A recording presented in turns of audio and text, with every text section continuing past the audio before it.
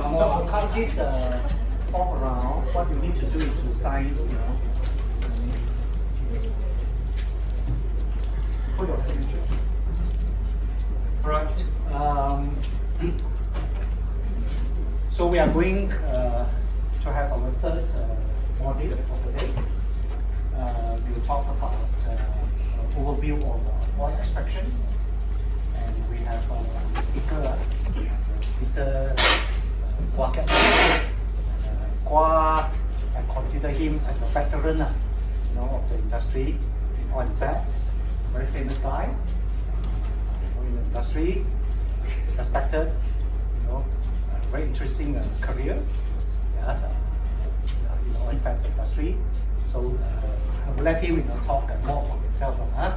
Okay, so over to you, Mr. Qua. Okay, thank you very much, welcome. Over-introduced. Okay, anyway, this is going to be a bit complicated, but I just want to summarize it in this way. I divide it in 3 sections of my life, because I'm so senior. The first part is when I actually was working in oils and fats processing. And that was from where? Until 2006, since 1974. So refining, foods, oleochemicals, personal care, Unilever, ICI, KLK, Malaysia, Australia and Europe. Then after that, I retired. I went to Standard Soap to work for in the UK for KLK. After that, I took on part-time roles for UMG and for Popsic. So a lot of my contacts and the people I see here all are because of Popsic. And Monash has been a very strong supporter of Popsic activities until the pandemic. Okay. Then after that, I thought I retired but Prof Chan said, come back and lecture. So I ended up in Monash. Okay. So I was there for 2.5 years. After that, I said, I want to retire. I said, no, carry on. Now they make me a young lecturer. Okay. Alright. So that's the 3 phases of my life. Okay. So hopefully I am going to be really retired now, Prof. Not so soon. Okay. So what I'm going to cover is the following: the types of oil seeds. And it's, I think, can be quite interesting and complicated because I think there are at least 17 types of edible oils that we can look at. And then look at the techniques and how you need to pre-treat the oil seeds before you can start the extraction. And extraction is quite simple to divide into 2 parts, either mechanical or solvent extraction. Then of course there are some other considerations I just like you to know. Okay, so if we look at the oil seeds, Prof Chan already put all asked you to match the tree, the bush and the seed. Now I've got this just to show you the oil content in each one of them. It's varying amount of contents, and what is interesting is I just took this from Hainan Hua Thai cereals. The Chinese are making a lot of machinery now for oil extraction. So you can see the different types. Now, what you can see, I think 2 main things here. One is the palm oil. It has got a very fleshy mesocarp, and for some reason, I don't have olive oil here. They don't do it for olive oil, but it's got the mesocarp where you can literally press the oil out. Then you go to the extreme, to the other end. You see the rapeseed. It's here. Now, in Prof Chan's picture, it looks very big. Actually, it's less, about 1 millimeter in size. It's so small. Can you imagine how you're going to press it out? It can be quite difficult. So, if you look at these seeds here, they're all called seeds. They're all on varying sizes and so on, and varying levels of difficulty in extracting the oil. And the oil contents, they're also quite different as well. So we're going to approach this and see how we're going to extract the oil from these oil seeds. So the extraction techniques are divided into 2, which is basically a mechanical and solvent extraction. So you can do cold pressing where no heat is applied, or you can apply heat, and it's called hot pressing, and you can squeeze out more oil. Or you can use solvent extraction where you use organic solvents such as hexane, isopropyl alcohol, or you can use a supercritical solvent like carbon dioxide, which is a far cleaner process, but yeah, more expensive and difficult, expensive to do. But sometimes both processes, you squeeze out with a mechanical extraction, then the balance of it, you take it out with solvent extraction. So it's a combination that you use. Yeah. Okay. So expression, what is that? It's a process of mechanically pressing out the liquid that's inside the solids. Just press it out. Yeah. Okay. Now you can use a lot of equipment. It can be screw presses, roll presses, and mills, collapsible plate and frame filter presses as well, and hydraulic presses. Yeah, these are some of the examples. There's a very wide variety of equipment that you can use, but basically all it does is just press it out. Yeah. So what's the best way you can press it out? That's what we've been looking at. And then the efficiency of the mechanical expression, unfortunately, cannot be equal to 100%. Yeah. So in actual operations, it seldom exceeds 90%. But this is not necessarily a bad thing. The last 10% there is also useful to have it not taken out as well. I'll explain that to you in a while, because Julian has touched on it a bit in his lecture as well. Okay, now before you can take out the oil seeds, you have to prepare. Yeah, you cannot just press it like that. You have to prepare. So what do you need to do to prepare? Yeah. So first thing is you need to clean the seeds. Yeah. And what you do is you need to remove foreign material, because when you're taking this up from the tree, from the ground, you've got the stem, the leaves, the other seeds that may mix with it, sand and dirt. So you remove this by screening. That means you put it through a screen and you filter it out, or aspiration by blowing air. Yeah. So that's the important part of it. And if you have got metal inside there like iron, you can use magnets to remove it. Yeah.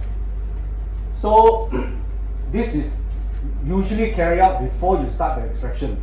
Yeah. Because if you do a proper seed cleaning, this will reduce your maintenance costs, increase your capacity, at the same time improve your oil and meal quality. Yeah? So if you don't clean it up, the metal parts there will damage your screw presses and so on. Yeah? Because the screw presses, even without all this damage, you still got to change it. Yeah? It doesn't last forever.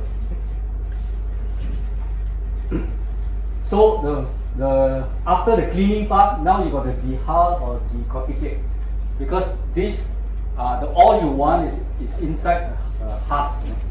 Yeah, the hull. So you have to break it open so that you can reveal the seeds that contain the oil. So that is called dehulling. And this is very important in order to get the good quality of oil and meal in color and flavor.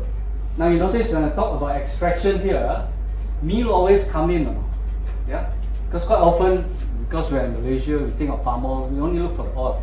But in actual fact, when you process most oil seeds, you also are very interested in the quality of the meal. So the normal way of dehulling oil seeds, of course, is to just crush the seed in the meal so that the hull will break and come off. And then the hulls and the meals are then separated by screening, air classification, and also by gravity separation. There are several steps you can do that, depending on how complicated it is. As a result of doing this, the moisture content will be lower by 1 or 2%. Yeah? And this will help the meat on the hulls to come out from it. Yeah? So it doesn't stick to it. You want it to come out as easily as possible. Okay? So this is the dehulling process.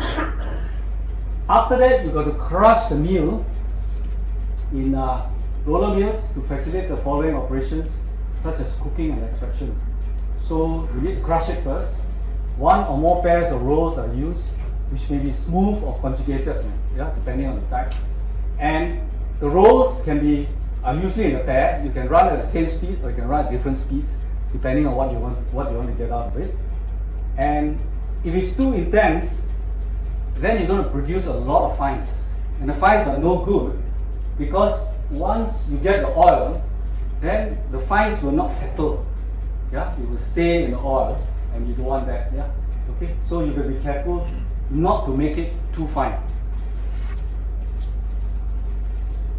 Okay, after that, you got to cook, or what they call conditioning the oil. Why? Because you have to subject the heat treatment, which is conditioning. Why do you do that? Well, there are a number of things you need to do. You got to break down the oil cells. You got to coagulate the proteins to facilitate separation of oil. You don't want the proteins to mix up with the oil. You want to reduce the oil sticking to the solid surfaces. You want to insolubilize the phosphatides, which I'll come to that. You want to increase the fluidity of the oil. As the temperature goes up, the oil flows more easily.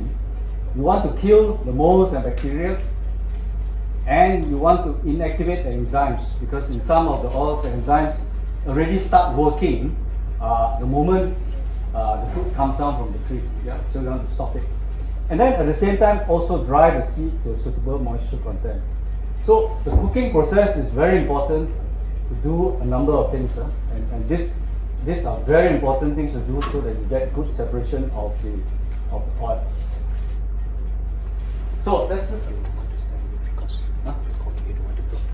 Oh yeah. Thanks.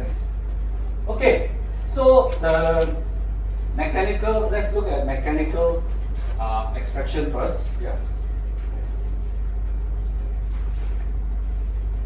Here for me to see.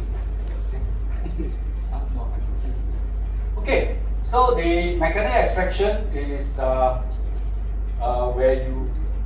it's a solid liquid phase process, a separation process, which is applied to the seeds, cooked seed flakes. Yeah, and now you have to make it into flakes as well sometimes in order to allow for it to be extracted more easily. So it can be executed either batch-wise, which can be hydraulic, which means you put a lot of pressure on it, or by continuous, and that is mainly mechanical working presses. Mechanical means they are moving all the time. And so this method usually uses an expeller press to give pressure on the vegetables, the nuts, and the seeds to cause the oil to run. Now, usually the mechanical pressing method will provide yields. In this case, I put down 65 to 70% of the oil. If you get 80%, it's considered to be very good already. So many commercial processors, they start with a mild pressing to take up 60-70%, and then take the rest out by solvent extraction. So you get the maximum out. Okay, now the first one is of course cold pressing, and this is a standard they've agreed to. If it's cold press, it means that the temperature does not exceed 27 degrees. Yeah? Okay. You might find that a bit difficult to do in Malaysia, but this started off, with the pressing, for example, olive and so on. And they would, for example, be pressing the olive in the morning before the temperature goes up. Yeah. So this is how the 27 degrees came about. So high oil containing seeds such as sesame and peanuts and the oily pulp of olives yield free oil by simply application of pressure. So sesame, you can press it out. Peanut, you can also press it out. Yeah, I know that the peanut oil that is used is very nice flavor. Is, for example, from Shantung in China. You roast it nicely, and then after that, they press the oil out. You get a very nice flavor. So quite often, this type of oil requires no processing. Why? Because the flavor is very important. You want the sesame to have the flavor, you don't process it. Once you process it, the flavor is gone. Peanut oil, same thing. Yeah? And olive, of course, the virgin olive oil is something that you don't refine. Otherwise, the peppery taste and so on is not there. Yeah? Okay. So you got olive oil. It has a very strong flavor, but well accepted by a lot of people. And of course, cold pressing is not very efficient because it's cold, so the oil cannot flow. Yeah, so easily. So that's the cold pressing. Hot pressing means that the all meals that it's quite often they combine it. All meals, seed residues from which the oil has been removed, obtained after cold pressing, can contain still a lot of oil. Yeah. So they have now developed more efficient presses, such as a hydraulic batch press or the continuous spiral press or expander. So this developed a very, very high pressure of about 150 to 2,000 bar. And as a result of that, it only leaves 4 to 5% of the meal, of oil in the mill. So unfortunately, such processes, because of the high pressure and a lot of work it is doing, develop quite a high temperature. And when you do that, the oil will become dark, and then the oil seed proteins will be denatured. Now bear in mind that protein in the oil meals is very important because it's a feed for animals and so on. So you want to denature it. Okay, so let's look at screw press. Different type of oil expellers. This is a screw press. So the screw rotates within a cage of error, which is lined with a case hardened 2 steel bars. Yeah. So this is the press, and there are spaces between the liners so that allow the oil to come through. At the discharge end, yeah, this is the choke. At the discharge end, you can have a choke there. You tighten this so that you can increase the pressure by tightening the space over there. And then the choke is typically adjusted by a hand wheel. This is a manual one. And the heat generated can be dissipated either with the cage that's outside or within the annular space inside. You can have cooling water so that it is not so hot. What I just wanted to point out to you is that you all get all these slides. How many of you have downloaded the slides?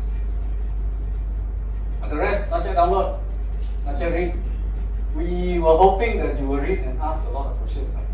So now I know who are the students. Get extra points about Prof. Chan. Yeah. Now, Sean tells me that some of you who go and download, when you click the link, it says ask permission. So you have to ask him for permission, then you download. So don't give up. Yeah? This is to restrict the use of it. Okay. So you guys are getting these notes, so you can refer to it. Now, what I wanted to do in my slides, some of you after this course may want to go and do more advanced things and so on, and you want to read more. So I give you some references so you can go and refer to the sources. Yeah. So like this one there, I purposely put down there. The source is from Gan and Hannah, yeah, 1983. So you can go and search for it and find more information about this manual screw press. Okay. Now I managed to find a screw press for you. This is actually not for oil, but it was for drying some water sludge. Yeah. But the principle is the same. Yeah. This is a relatively simple process. You feed in the seeds here, and then the screw will screw it out.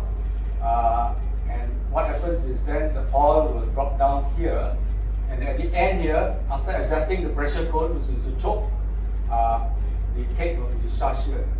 So this is a very simple process, low capital cost, and no solvent is used. But it has its drawbacks. There is it's low capacity. Quite a bit of oil is still left in the cake here. Yeah. And requires a lot of power, and depends a lot on the operator and how he operates it, how he adjusts the pressure code and so on. Yeah? But this is a very simple one that you could use as a starting point. So how does the material flow in the screw press and the effect of the variables? So just to show you, this is a picture of a screw press. Yeah, they have opened it up so you can see the cross section of it. And so what happens in the screw press on the right, you can see what goes on. Have I got the direction right now? Yeah. So you feed in over here. Yeah, the screw press is turning here. This is the feeding zone. Then the seeds are transported to the screw, and then the air is pushed out. This is the transport zone. In compression zone, the seeds start to get crushed, and the air contained in between the seeds is expelled. then the seed mass is compressed and the oil extruded. So this is the exudation zone. Finally, the pressure is released and water is vaporized because of pressure release. And then the meal expands, and this is the expansion zone. So this is what happens inside the screw press. Okay, I'm going to look at one which is on the press room floor for soybean. Yeah, soybean is pretty important, so I picked it up.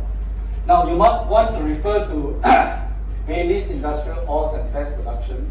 I've taken this from 7th edition, volume 5. Yeah.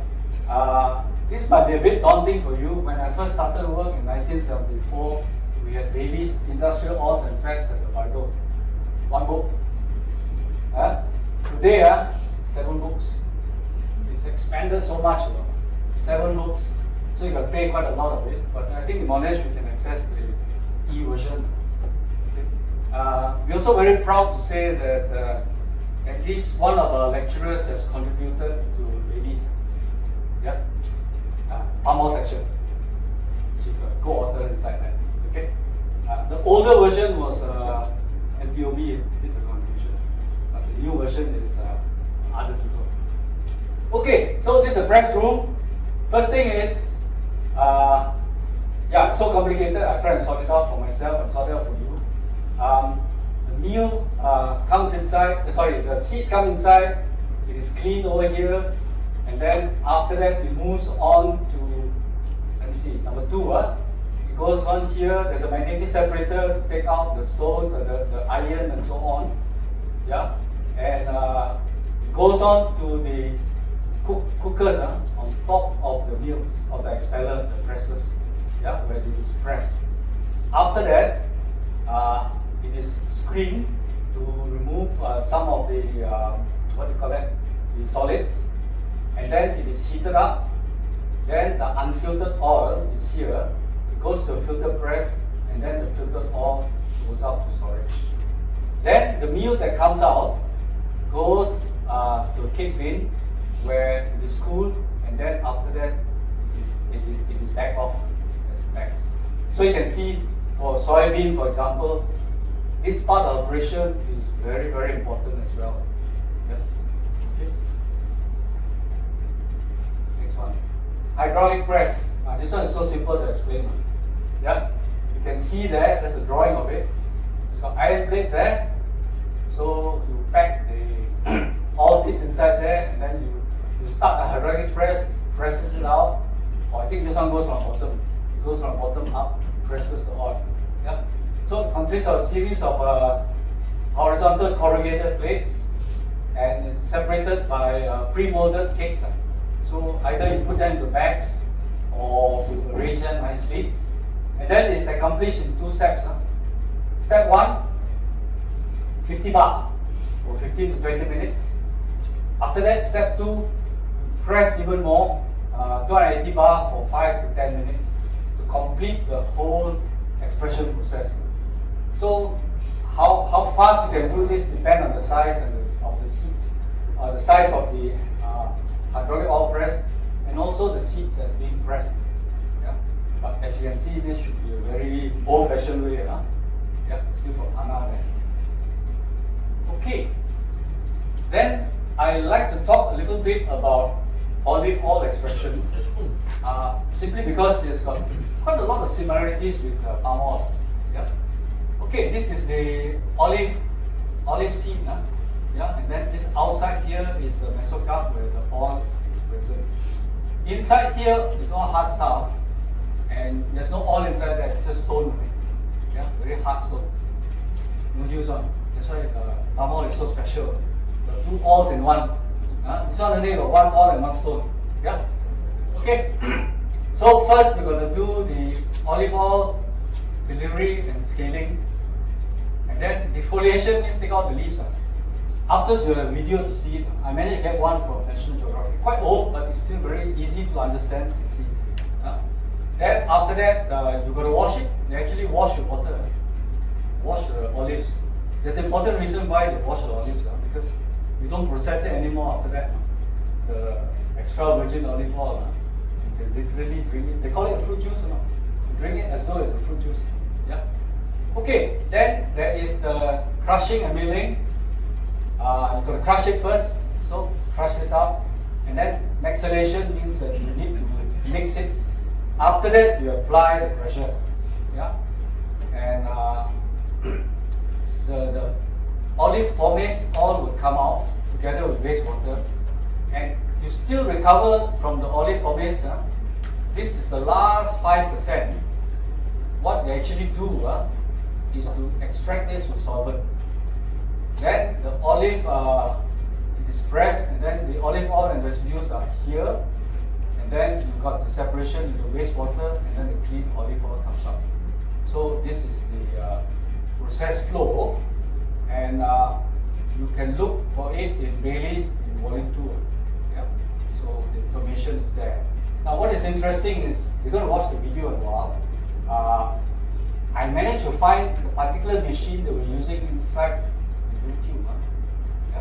And I think this decanter, most of you in the pharma industry are very familiar with it. Yeah? If you look at it, I think you will recognize it.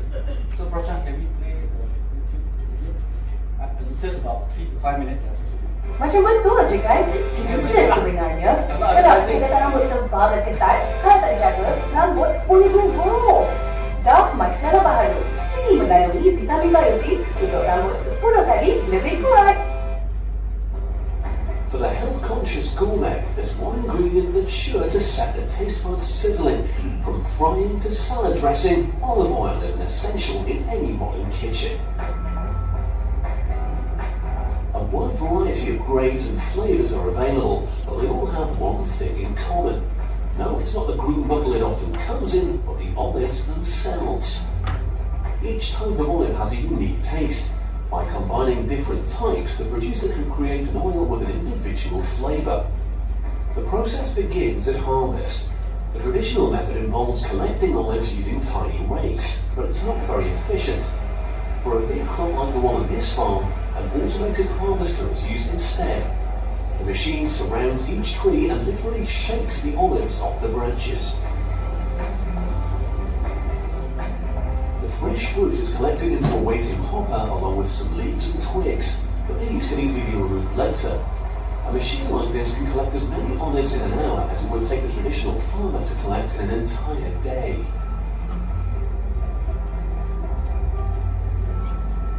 When the harvest reaches the production plant, the fruit is washed to remove any dirt, leaves or twigs that were caught up in a collection process.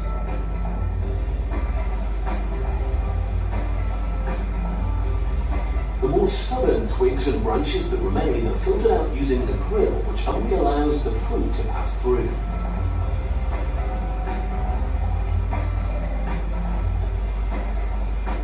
To get the best quality oil, the fruit should be pressed as soon as possible. Traditional methods mean there's a delay between harvesting and the grinding process. The original method also uses big millstones like these granite wheels to grind both fruit and the stones into a thick pulp. But modern production carefully controls two vital factors. First, the fruit is sent directly from the harvester to the grinders with as little delay as possible. And second, the fruit is ground more gently. Olives can lose flavour if the fruit is heated by the friction of grinding. The most sought after olive oil is called cold pressed. If the fruit pulp goes over 27 degrees, it can no longer be called this and loses value. It's time to extract the oil. In the traditional system, the pulp is layered between hemp mats. Each quantity of pulp is followed by another mat and so on, until the alternate layers look like a stack of giant pancakes. The stack is placed in a hydraulic press, which literally squeezes the oils from the pulp. It's collected below and has the traditional cloudy golden colour associated with good quality olive oil. The modern method is far less aggressive, but just as effective. Instead of crushing the pulp, it's spun in a centrifuge like this one. As it's spun around, the oil passes out through a fine mesh, leaving the pulp behind. The oil can then be siphoned off and stored, while the remaining pulp is collected elsewhere. It's not wasted though, it's recycled and can be used as fertilizer or animal feed. It may surprise you to know that once it's been pressed, olive oil can be tasted like wine. The experience is obviously very different, but this is one way the experts can assess the purity and flavour of their product. Pure unfiltered oil is considered the most valuable. If the residues are filtered out in a centrifuge like this one, what emerges is considered a slightly inferior grade of oil. The standard grade that you would find on a supermarket shelf is stored in steel tanks like these. Here, the final residue sinks to the bottom, and what's pumped out at the end is a clear olive oil for the mass market. Olive oil is usually bottled in green glass, and there's a good reason for this. It helps filter out harmful UV light that can cause it to deteriorate. Finally, the bottles are sealed and labelled up, ready to be shipped out to homes and restaurants all over the world. So whether it's cold pressed extra virgin for dressing or standard grade for frying, olive oil continues to be cooked up in kitchens everywhere.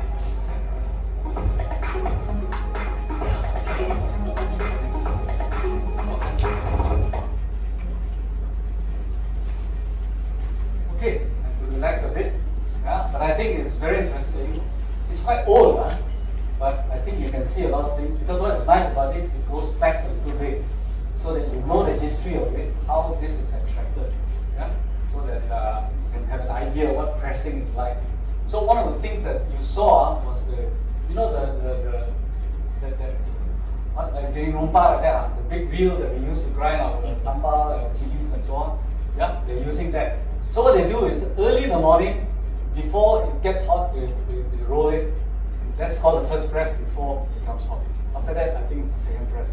But this term, first press, second press, all that is traditional. Yeah. So tomorrow, when you listen to audio chemicals, they will talk about first press, stearic acid, second press, third press. You will understand that this comes from the tradition. Yeah.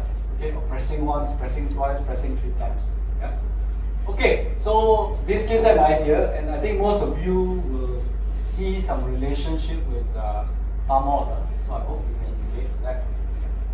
Okay, so the other one is solvent extraction, and the basic principle of this is you use non-polar solvents. Yeah, water is a polar solvent. You use non-polar solvents. So basically, it is a solid liquid extraction again, and the transfer of oil from solid to the surrounding solvent oil solution. Once it comes out into the solvent, the whole thing is called micellar. So it involves 3 steps.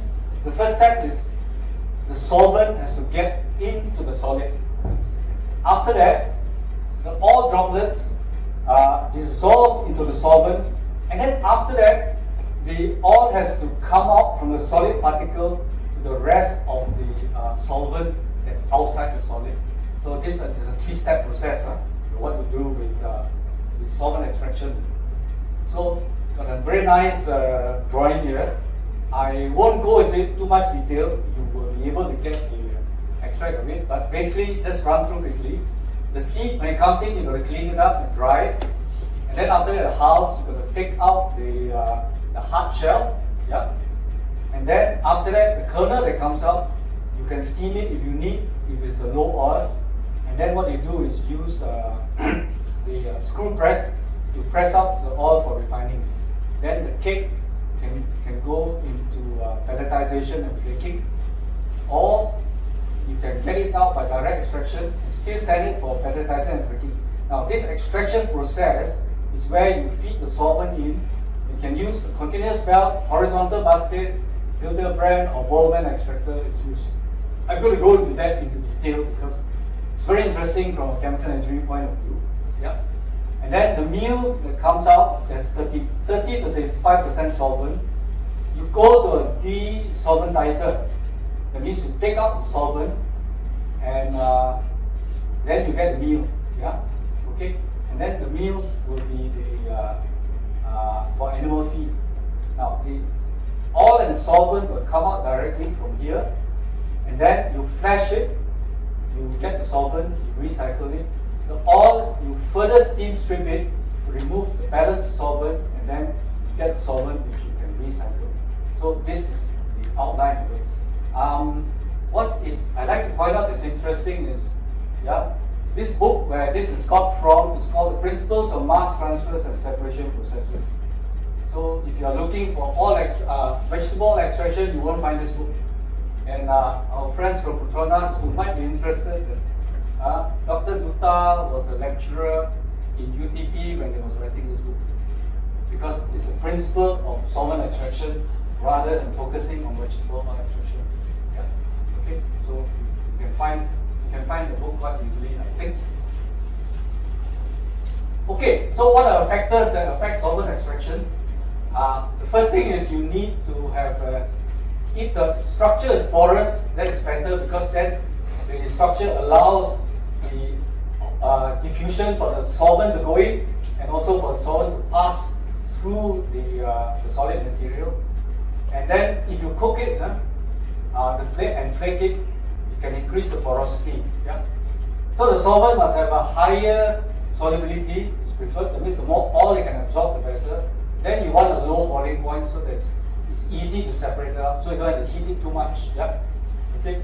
And the rate of extraction can be increased by increasing the temperature, as we know. And higher temperature means the oil is more soluble, higher diffusion coefficients, and lower micellar viscosity. This can flow much more easily. Okay, the choice of solvent. What sort of solvents should you choose? You should have good solubility of the oil. You don't want it to solubilize non-oil components, and it should have high volatility, that means low boiling point, so that all the solvent can be removed from the micellar and also the meal by evaporation. So for example, hexane is quite a common one to use because it can be removed quite easily. Now you don't want to be too low, because sometimes your process is a bit high temperature, you don't want to lose the solvent. And finally, it should be low viscosity. Okay, then low latent heat, so that you don't use so much energy to recover it. Low specific heat, so again, don't need so much heat to keep it warm. Chemically inert, that means it should not affect the oil and the seed flakes, and it should not be toxic, carcinogenic. But there's always a question whether any solvent in itself is not carcinogenic,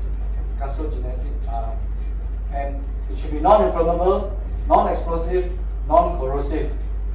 Sometimes quite difficult to find. Quite a lot of solvents are flammable, and you can buy in large quantities at a low cost. So when you compare the solvent extraction process, what's the advantages? You can get more oil out of it. Production cost is lower and requires less time.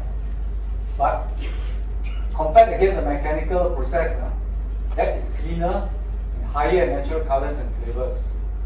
And it can meet large, you don't need large volumes of solvent, and the construction cost is higher, and for refining as well. High maintenance cost, and then less residue oil in the meal. That means you have extracted too much oil out, you don't have enough oil in the meal. You still need oil in the meal. Okay, next one. Okay, types of extractor. Most simple one, there are two types, batch and continuous. So, the batch one, just a batch there.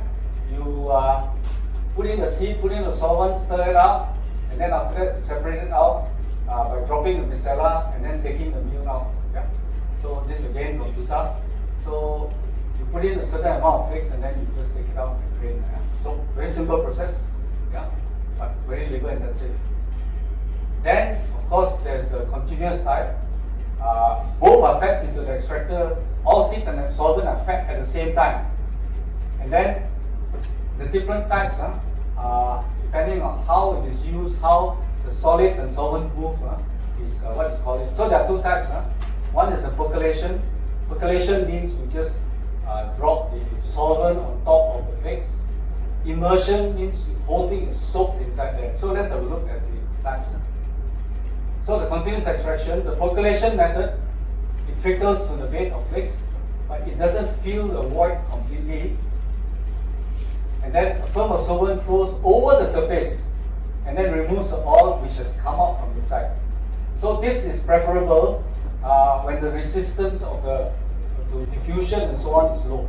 Yeah.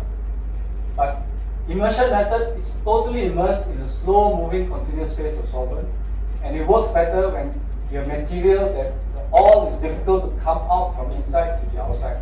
So if there's a thick particles or dense tissue. So this is the vertical Bowman basket. Yeah, what you find here is that the pure solvent comes in here. This is the upgoing basket. These are baskets with perforable trays at the bottom so the solvent can flow through. So it goes in this direction. And then here, this is the ready, this is fresh cake. The fresh cake comes down here and goes round. This is the pure solvent on the spent flakes and drops down here.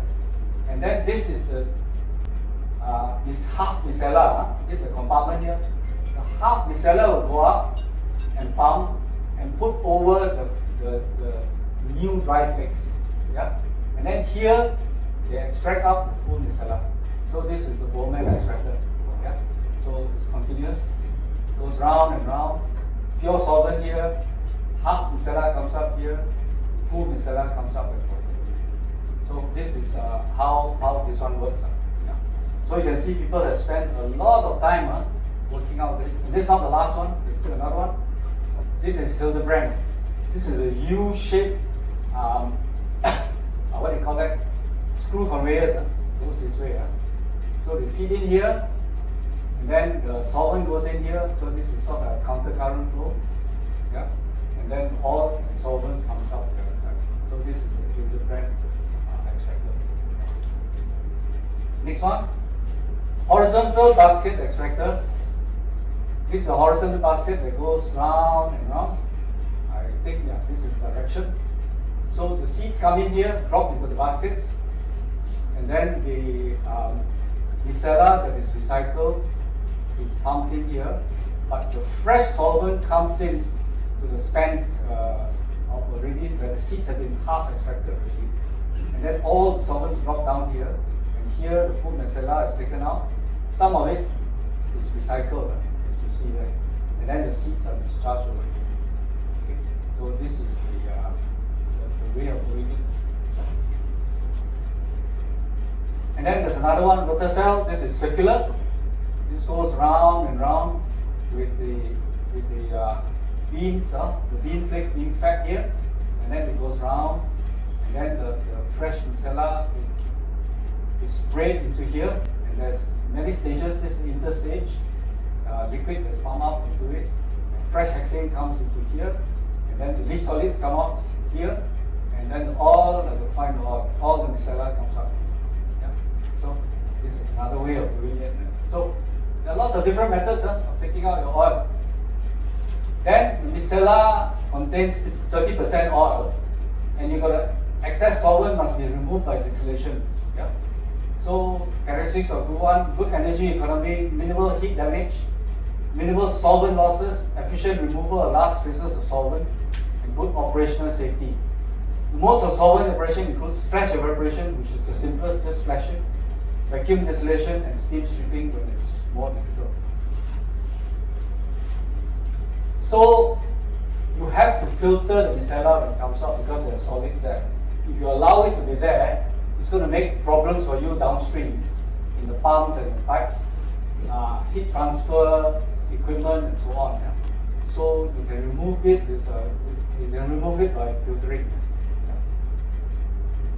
Okay, the meal also contains solvent about 35%, and you're going to remove this very critically because in the end it determines the quality of the meal that you are feeding to animals. Okay, so this is the soybean hexane extraction plant.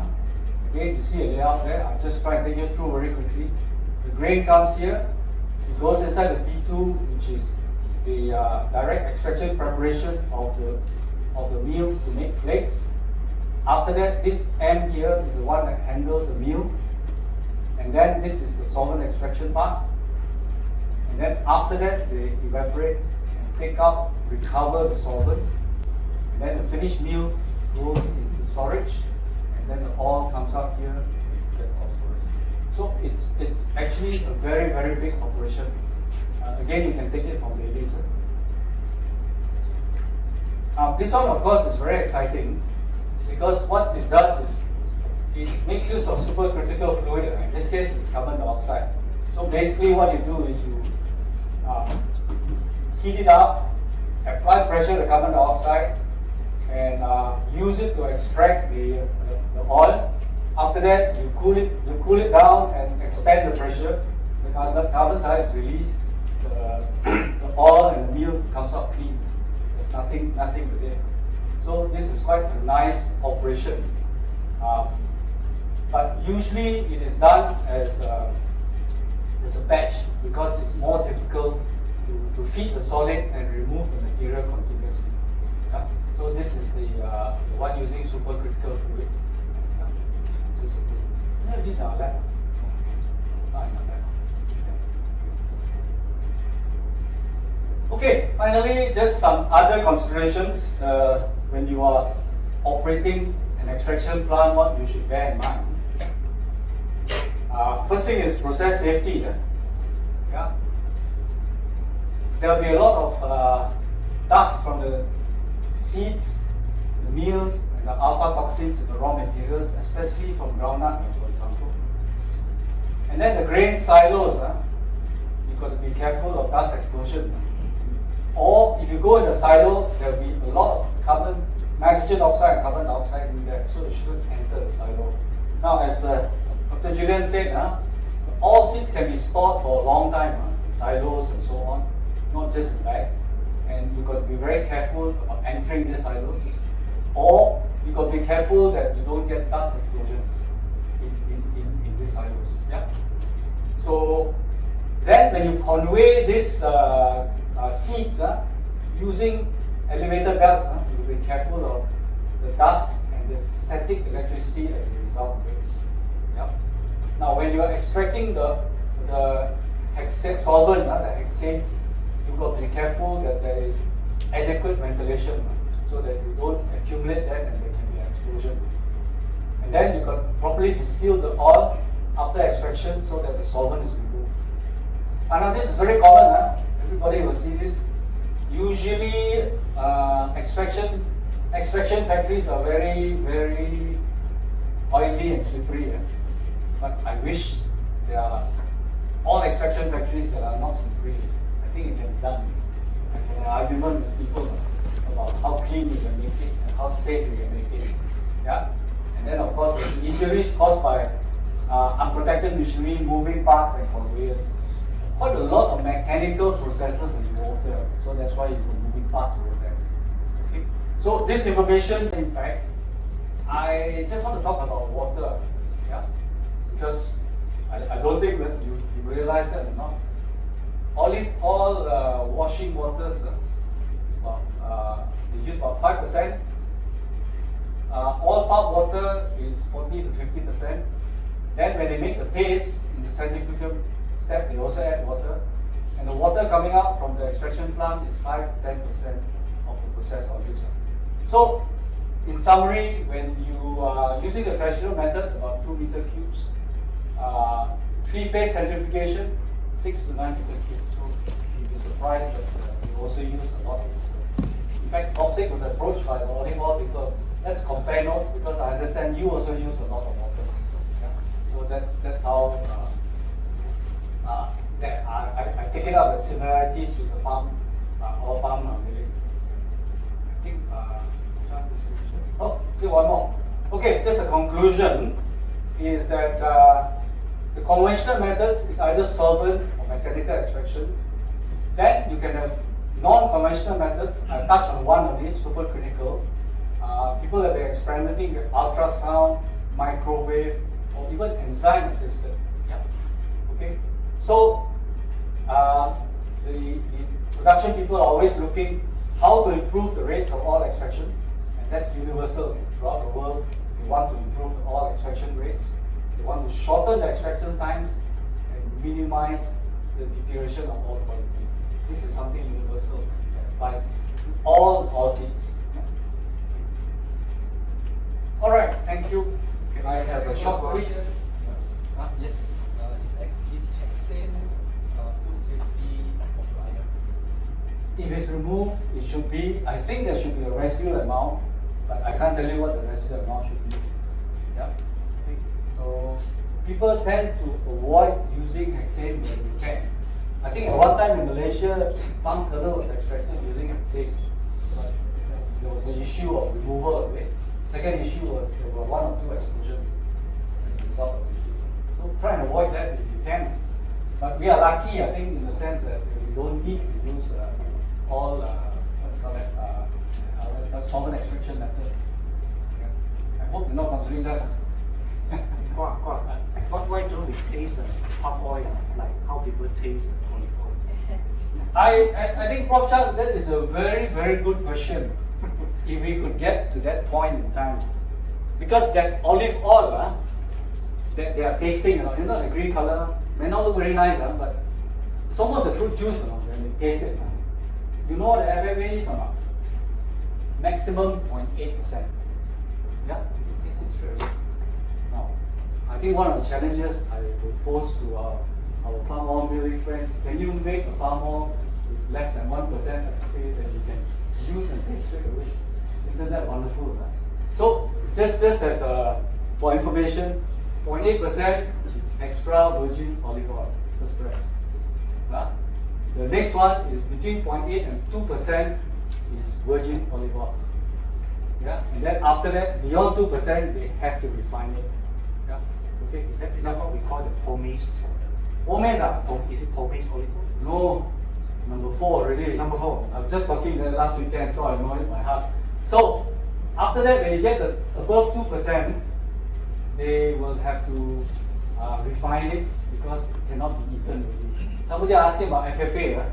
If you take free fatty acid, you get diarrhea. Okay, it's not suitable for you. You should take it as right is right. So then the last 4-5% that cannot come, still in a pulp, use solvent hexane to extract. Okay, and that is called pomace olive oil. In fact, it's the worst quality oil over there. Okay, so one of the things I was always hoping that we could do the same thing in our meal. Yeah, it's always a dream. If you look at some other videos, you will see how clean the olive oil extraction plant is. All stainless steel, no slippery floors, everything shining, and then they just take it out from the tank and just drink. I dream of that. Okay, all right. Yeah, my questions are simple. Okay, so we should score 100%, because I want to score high marks.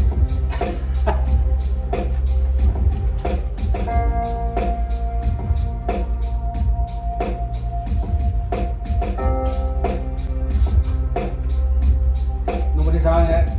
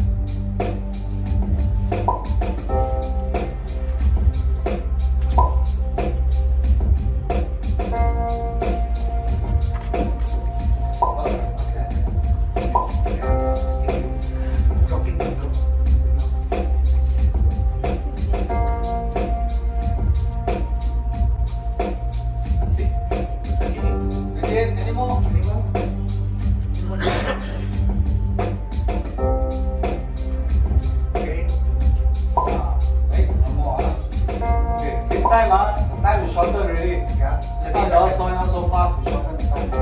Okay. 30. Okay na. Go.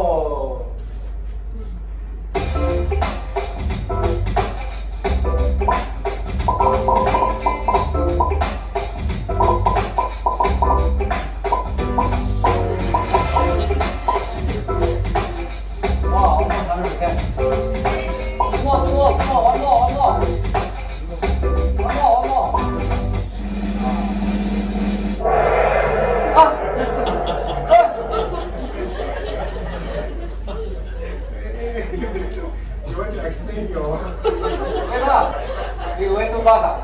Yeah. Huh? What have I done? Sorry. What can we do? Anyway, no need lah. No need lah. No, lah, it's probably after lunch. Still recovering from. We need to do some exercise lah. Okay. Wait. What's that? What happened? Huh? Next question lah. No, you have to redo lah. Okay. Okay, chance lah. Okay, chance. Okay. I go. Otherwise, I won't have a job lah. Your score so low.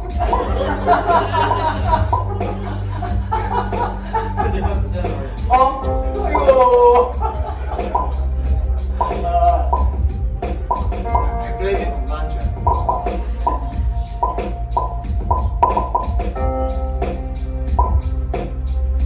We go on 30 ah.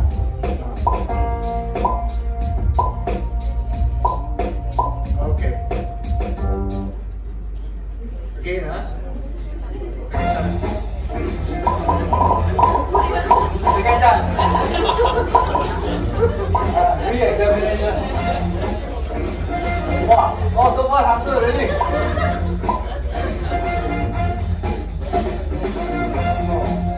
You should shorten time some more ah.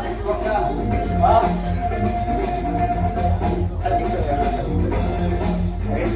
with the one person.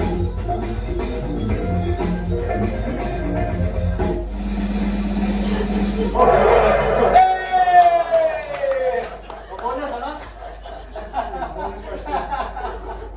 Okay, I don't know why second time you all got it right. No fluke shot, huh? Yeah.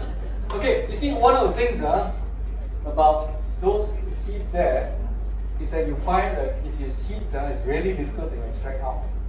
Yeah? That's also one reason why a lot of these oils that you see are being extracted in solvent and so on, actually in seeds. And their extraction hasn't actually happened earlier. So these oils that are all extracted with seeds came in the 19th century, where we've got techniques for extracting the what do you call it, the seeds, breaking out the hulls, taking out the seeds and extracting it, all because of technology. And that's very important. Otherwise, you will not be able to get all these oils out. But then, unfortunately, the process is use hexane. Yeah. So I'm still fresh in my mind. I was just having a talk last weekend. We need 5 tablespoons of oil. Okay. So the question is, I did put it up here, but you can try answer. How many sunflower seeds do you need to eat to get 5 tablespoons of sunflower oil? Huh? Any guesses? 2 kilo. Huh? 2 kilo. I want a number of seeds. Number 5 tablespoons. Hey, I heard the answer. 2,000. 2,000 is quite close. It's something like 2,800 seeds. Yeah.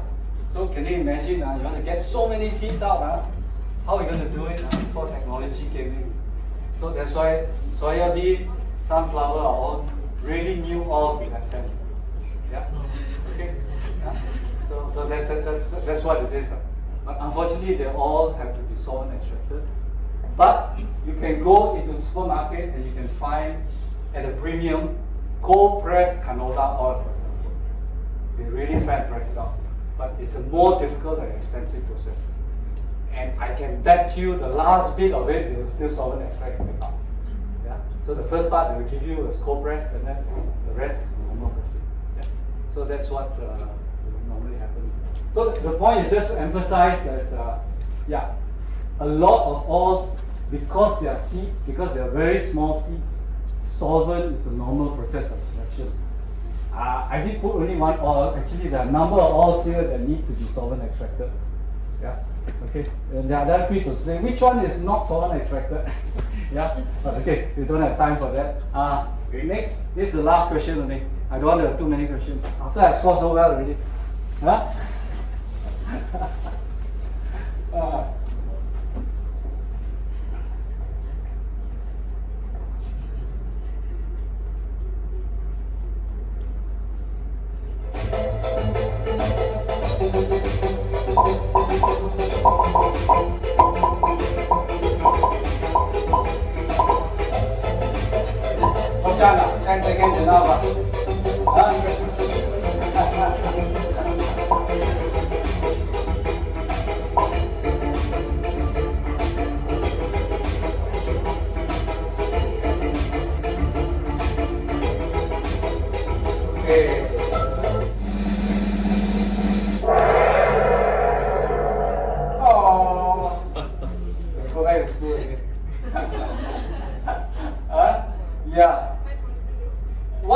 things you will find as you are going through this course is that a lot of our lectures overlap. Yeah, you're going to find answers not only in my lecture but in another lecture. And this one I think was also covered by Dr. Julian. Yes. Yeah, because of the meal. So in the early times, the soya bean meal was more important than the oil. Yeah. So that was the important thing. They were actually looking for the meal rather than the oil. That is important. So they exported, in America, exported a lot of meal to China. Yeah? And then in China, they use it to feed animals. Now they are also exporting the soybean seeds into China. And what China is doing now, after they extract the meal, they're actually sending it all back to America, to the States. Do you know why? Huh? Huh? Not vegetarian now. Huh? Because you remember Dr. Julian's presentation about the use of non-food use for oils. America is promoting their biodiesel and so on, so they're using a lot of, they need a lot of oil, so they want the soybean oil back to use. Yeah? That's the reason why China is exporting the oil back into America. Yeah? So these sort of things change, but some of it is actually dictated by the government policies and so on. But the main point to emphasize is meal is very important. Soybean you saw was the biggest, the most important one, among meal. The rest all about equal. But when it comes to palm oil, it's a little bit only, not much. And most of it comes from the kernel. Palm kernel extract. Yeah. So that's the reason for it. Okay, I'm a bit disappointed with the score. Okay, no more. We'll see who's MH. Well, you're new, haven't seen your name yet, Okay, well done. All right. How much time you have before? Will I give a break or another lecture? You want to have a quick toilet break? No, questions? Any questions first? Any questions here? Can I ask you? Yeah. You have explained about many types of solvent extraction method, right? Yeah. But actually, which one gives us the better performance? Solvent extraction, I only actually mentioned only one solvent, let's say. Or I mean, the other extraction methods. Oh, the different, the Bolmer and the Hildeman and all that. Maybe like some will suit for certain seeds. I think you're right, it depends on the seed, but I'm not in a position to tell you because I haven't done the actual extraction itself, so you look and see which one is for which. That's why they design so many different methods for it. Yeah? But I can also tell you that I know some people have used some of those to extract palm oil. Actually experimented with it. Yeah? But maybe not so interesting. Because these are not meant for it. Yeah. I think palm fiber oil, they use the hexane to extract palm fiber oil. Do that. The kernel is better. And it's a very last part. Yeah. So they will actually the thing is, I think the good question from you, because everybody is trying to get the maximum out. This whole extraction rate thing is universal. Everybody wants to take a lot out. So they design so many different things to see that. Yeah. But maybe you find some new way of extracting, which is why the new things like microwave and all that have been investigated, but I think not that successful. Yeah. All right. Good question. But sorry, I don't have the answer for you. Really answer. Yeah. Okay. Any more questions? If not, should we? We have our next speaker here already, so we can continue. And after her lecture, then it's tea break. Yeah. Okay, thanks, Qua. Yeah, give Qua. Alright. So now we are going to have Dima. Dima is from Sandavi.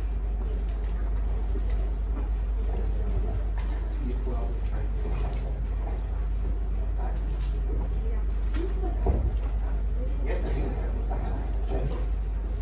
So it's already uploaded. Alright, so Dima, give the talk. switch off. Yeah, lor. In the morning, it was I go remind them lah when I go on the way.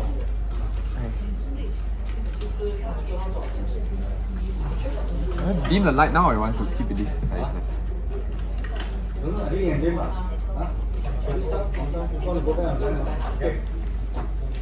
I go dim the light, then I go remind them lah. Where's the attendance list? Have you collected it? Yeah, because there are still two participants haven't. The two from Corona. Do you know? Do you have the list? I can go and look for them. I think they're over there. Yeah. Okay. Probably if you know who they are, you just ask them to sign. Sure. I dim the light. Okay. Recording already.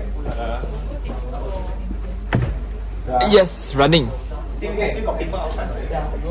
Should wait for them. Sean, please send me. Yeah.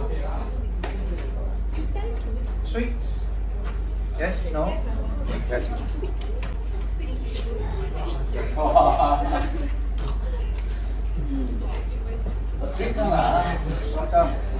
Sponsor.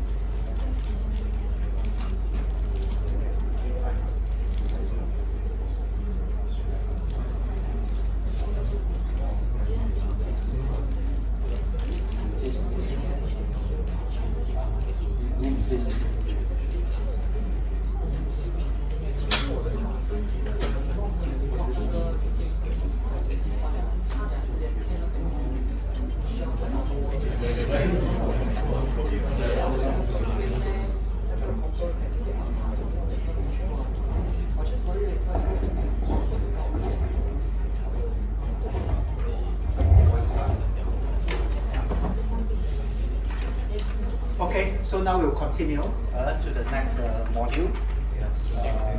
And welcome back, Mr. Qua. So he's going to talk to us about overview of refining. Mr. Qua. Yeah, thank you, Prof. Chan.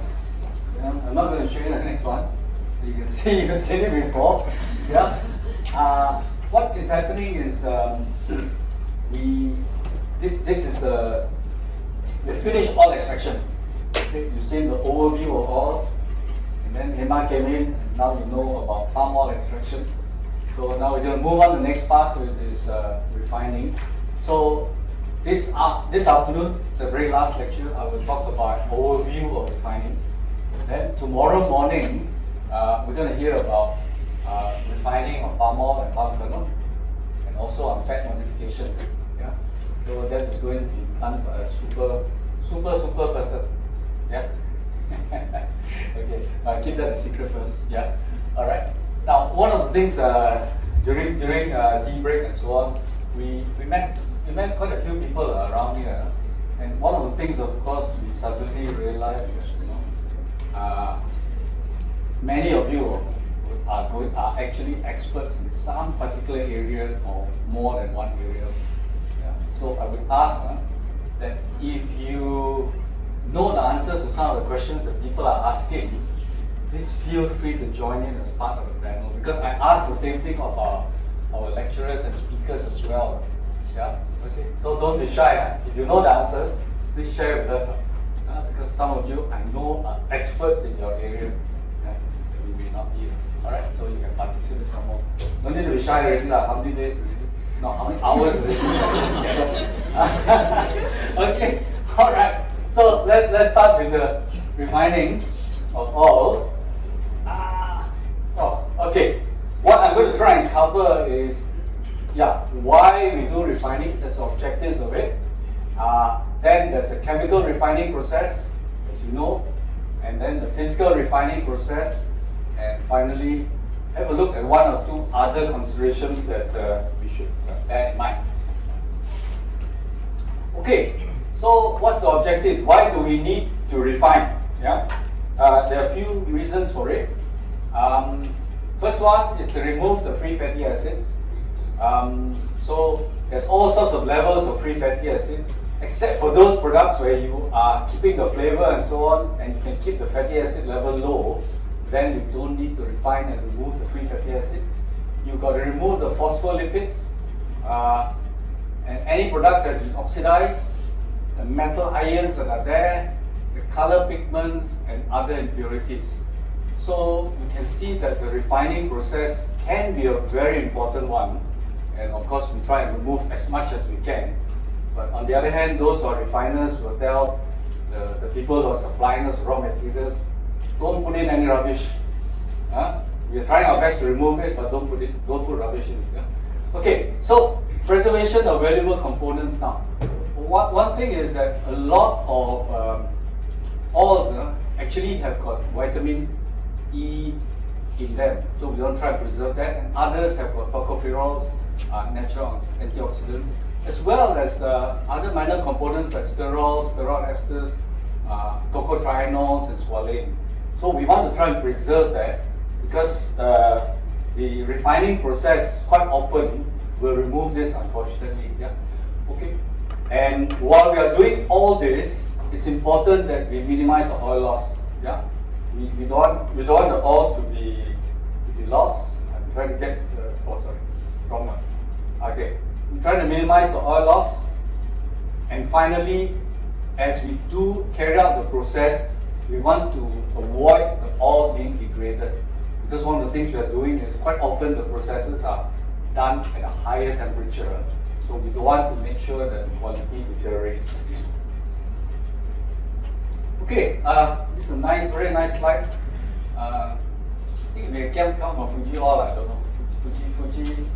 Fuji oil, is it? It's here. Huh? Uni Fuji is here. I don't know whether I'm choosing this from you or not, but I thought it's a very nice slide because it does put in the form about trying to refine the oil and to take away all these things you don't want, and finally you get the refined oil. Yeah? So that's what this whole refining process is about. And so one of the things is, the reason why I choose this picture is they put the oil as green color. Yeah? Because many of us don't think of the crude oil as green in color, when actually there is a green color inside there. But we'll look at that in a while. Yeah. Okay. Then there are also non-triglyceride components that's present in what do you call that in crude oil. So I call this NTG. So I need to add the word NTAG to Prof. Chan's lecture. Remember, I was telling you about TAG. Now this is the NTAG. So what are the major ones? Very big amounts. Free fatty acids. Yeah. Phospholipids, gums. Yeah. Very big component. Then as a result of the free fatty acids being formed, you get the DAG and the NAG. Yeah. So thanks to Prof. Chan, now you already know all this. I don't need to explain that anymore. Okay. Then the major ones there, the minor ones, tocopherols, which are vitamin E's, sterol esters, tocotrienols.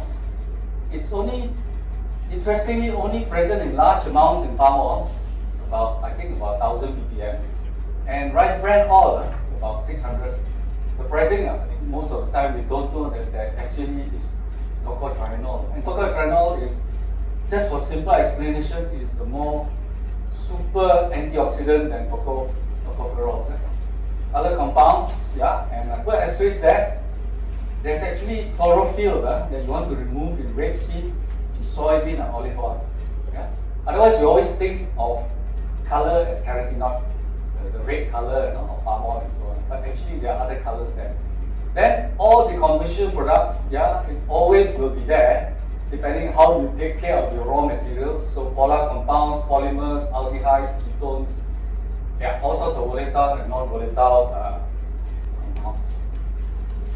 So, I think you all know already, but this is just to refresh. There is the physical refining method and the chemical refining method, which is alkaline neutralization. So, which can be both batch and continuous. So, I pinched this chart from Alpha Lava, and there's physical refining and there's chemical refining. It's quite easy to see that physical refining, you need to decome, wax if necessary, bleach, and then the process of de-acidification and deodorization takes place at the same time and get edible oil. Chemical refining, you need to do a water gumming where it's necessary to remove the gums and produce crude lecithin where it applies. Alkaline neutralization with caustic soda, you get soap and you split it, you get the acid oil. De-wax, bleach, and then deodorize, you get edible oil. And what you get from the physical process is the fatty acid distillate. Thanks to Hema, you know that very well. It doesn't come from palm oil. Okay? Next. So let's just start with chemical refining. Yeah. I have taken this chart, half of it, there's actually another half here, which is physical refining. Yeah. So what I wanted you to refer to is this source, AOCS. You can get a lot of information on the internet. I'm sure a lot of you have used this, but if you haven't, go into that. You get a lot of free information from there, up-to-date information, very useful. Yeah? So make sure that you take this down as a source. It's sometimes technical, sometimes commercial, so you can make use of it. So the chemical refining process is basically you have to degum to remove the phosphatides, you have to neutralize to remove the free fatty acid, and you bleach to remove the pigments. And then deodorize, the whole purpose of it is to take away the odors and the flavors, and the free fatty acids can be removed as well at the same time. And sometimes you need to do winterization for separation of the waxes. Yeah, because some of the oils, especially those soft oils, I heard that customers like to keep it in the fridge, and you need to make sure that all you keep in the fridge don't become cloudy, which is a very severe test for our palm oil. Keep in the fridge. Yeah, I don't know why they keep in the fridge. Maybe because there's processed, because it's polyunsaturated, it's not very stable. Okay, all right. So that's chemical refining, and one of the most important things is gums, phospholipids and phosphorus content. Now, for us, when we are dealing with what do you call that? Palm oil. Is that palm oil? Yeah, palm oil here. You can almost ignore it because it's almost not there. Yeah. But if you look at the other oils, crude soybean is 1 to 3%. Yeah. And then there's another one, cottonseed oil, 1 to 2.5%. So can be very, very significant amounts. Yeah. So soybean is 1.3%, and therefore it's quite an important product. And as Prof. Chan has shown, there's a bottle of lecithin there, isn't it? That he showed in his chart. Okay, so let's look at the water degumming first. So the first thing is, what is the purpose of degumming? Now these phospholipids are actually very, very good emulsifiers. And so if you don't remove it, when doing alkaline refining, it's going to emulsify everything, and when you do that, during the alkaline refining, you form soap, it emulsifies, you're going to lose even more oil. Yeah? Okay? And then if you leave the gums inside, the oil actually will become brown when you do the deodorization. As you bring the temperature up, you get the oil turning brown, which is something you don't want. And then it can form salts with copper, magnesium, calcium, so that the oil starts to degrade even faster. Yeah. Now, certain phospholipids such as lecithin will find very widespread industrial application. In fact, it's a very valuable byproduct. So you want to remove it because it's very valuable. Yeah. And the gums are two types. One is hydratable, so just by water washing you remove it. But there's another 10% that's quite difficult to remove, and you require usually the use of acid to convert it to a hydratable gum to remove it. So there are several deguming processes. Yeah, I won't cover all of them, but just mention so that you know it exists. Water deguming, very common. Acid deguming, also very common. And of course, what is quite new is also enzymatic deguming. Yeah, and then there's also membrane deguming. So for water deguming, what do you do? Yeah. So this is just the layout of it. So it comes from alpha lava. And what again I'd like to point out to you is this reference book that is quite useful from Gupta. Yeah. And this one actually is specific to vegetable oil processing. Yeah. So it's a good source, and if you want information about processing, not only for my lectures, but for the other sections as well. Yeah. Okay, so water deguming, what you do basically is to heat up the crude oil, mix it up with water, which is added here, and then in a reactor. After that, you separate it in a centrifuge. You take out the gums, and then the oil will go on. You heat it up, and then you dry it. So basically, that's what it is. Yeah. Okay. So those are the process conditions. I think you can read that. So I won't go into that. So what is important is that extracted gums can be processed into lecithin for food, feed, or technical purposes. So lecithin is a very important emulsifier. I think I first came across it in instant milk. I think they add a lot of it inside. Remember in the earlier days when you're in a big soap, milk powder. You beat and beat and beat, I think it won't. But then the instant one came, you just add water and it dissolves. So it's a very, very important component. Not only in milk powder, but in a lot of other foods as well. Yeah. So this is the water deguming. The next one is the acid deguming. And for acid deguming, there are two processes. One is a dry one, and another one is a wet one. So the dry one is the one that we can use for processing oils with low gum. Palm oil, coconut, or animal fats don't have much gums, so you can use that. And so you add acid to the preheated oil, and then in this case the gums will go into the bleaching earth, and then you separate by filtration. Yeah. So what is so nice about this is that it doesn't consume a lot of energy, investment cost is low, and it's environmentally friendly because you don't use water, no wastewater, no soap stock occurs. So what does it look like? Sorry, this is the next one. Wet one is for those with higher amount of gums. So like the corn oil, not as high as a soybean, but still high. So they are processed in the same way as acid deguming. However, to do gum hydration, water is added following acid apportioning. So these gums are removed by a separator prior to bleaching, and then it is beneficial because you use a centrifuge. It's easy to separate the gums with higher non-hydratable gums. So rapeseed and soybean is one of those. So the consumption of bleaching earth is reduced because the oil already has been extensively degummed. Yeah, so that's why it's important to remove it. So this is the acid deguming process. So I just showed what is here for the wet process. So the crude oil is heated up, then it is mixed with the acid. After that, it is water is added and it's mixed again. This is an intensive mixer. Stays in the reactor, I think, for about 30 minutes, and then after that, centrifuge it, and then the gums go out, and then it goes to dry storage. So this is the sort of temperature that you use, 60 to 70 degrees, about half, 0.05 to 0.2% of phosphoric acid, and deionized water. So you can see the use of phosphoric acid here. Enzymatic deguming,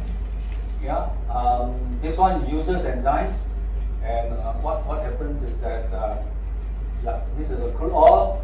heat it up. Then somewhere, it's more for me to see, somewhere at the enzymes. Is it here?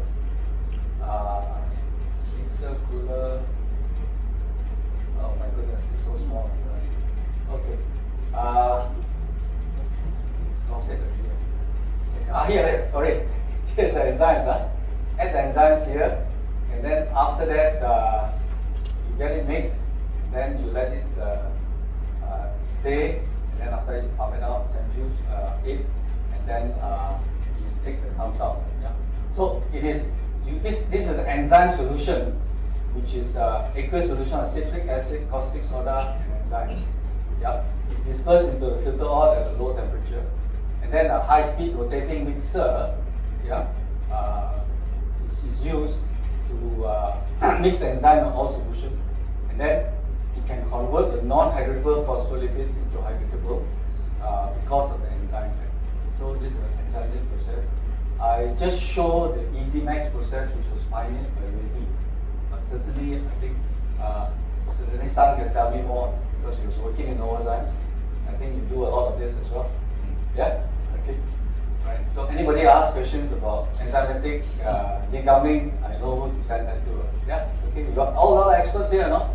Yeah? Okay. So it has benefits because it can provide a higher yield of and increased yield of diglycerides as well. Reduce neutral loss, reduce oil loss, and reduce the oil content in the meal for feed. You need some oil in the meal for feed, but not too much.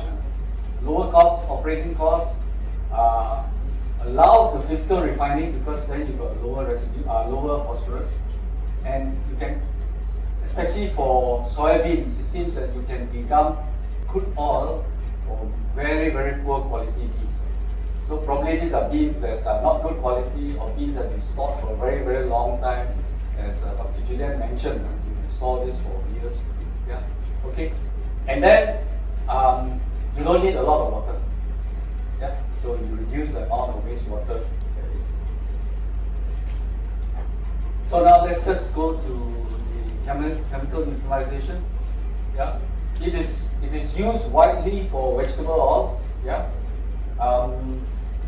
So it is first pre-treated with phosphoric acid, then neutralized with caustic soda.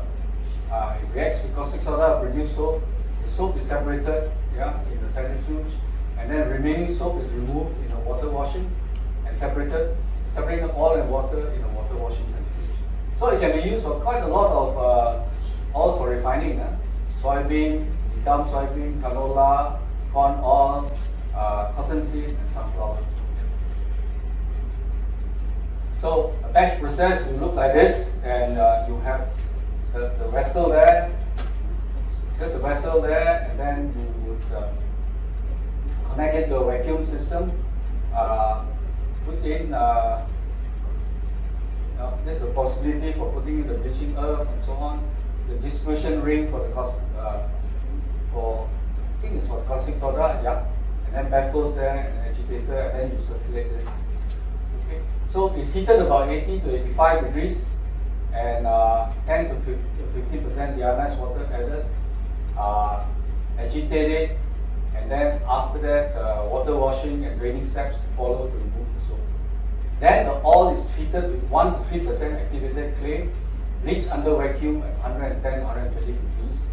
And then at the end of it, the FFA and phosphorus content should be 0.1 to 0.2% for FFA, and then less than 5 ppm for phosphorus. So this is a vessel that we use for both bleaching and for neutralization. A continuous process is given here, and I sourced it from Alpha Lava. Yeah. So basically, you look at it, it will undergo a series of process. The crude oil comes in, it is mixed with the acid, goes to a mixer. There are some retention mixers, but in the process, water is added, yeah, and then after that, heated up, separated, and take out the soap stock, wash it here, and after that, in the mixer, mixed, and then after that separated over there. After that it's sent to drying. So if you use this technique, yeah, you can reduce the phosphorus level to less than 20 parts per million after water washing. Yeah. Okay. Now we come to cover the bleaching of oil. So it is a process where you would remove impurities to help absorbent, and usually this can be bleaching earth, but it can be carbon as well. And the impurities and the active sites absorbents are attracting each other by van der Waals force of attraction. So the amount of attraction depends on how much electrostatic force there is between the impurities and the absorbent, the size of the component, and how well you mix the oil and the absorbent together. And also important is porosity of the absorbent, yeah, so that it can absorb it inside, and also the area of the absorbent.